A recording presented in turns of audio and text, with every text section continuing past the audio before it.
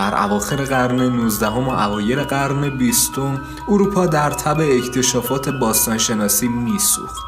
کاوشگران به دنبال شهرهای افسانه‌ای مانند الدورادو، آتلانتیس و دیگر تمدن‌های گم شده بودند.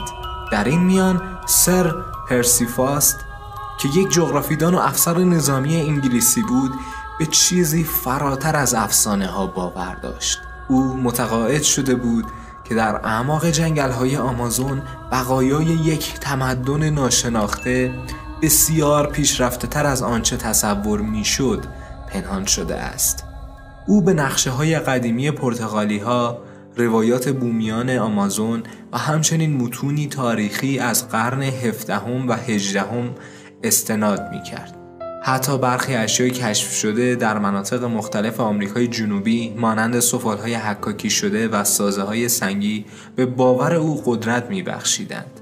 در سال 1920 او طی مقاله‌ای در انجمن جغرافیایی سلطنتی اعلام کرد که شواهد کافی برای اثبات وجود شهری باستانی در جنگل‌های آمازون در اختیار دارد و قصد دارد آن را پیدا کند.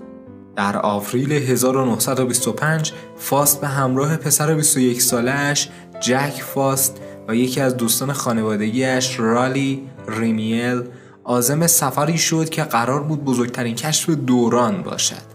آنها مسیر خود را از طریق برزیل آغاز کردند و در نامه‌های اولیه خود نشانه‌هایی از موفقیت اولیه مأموریتشان را گزارش دادند.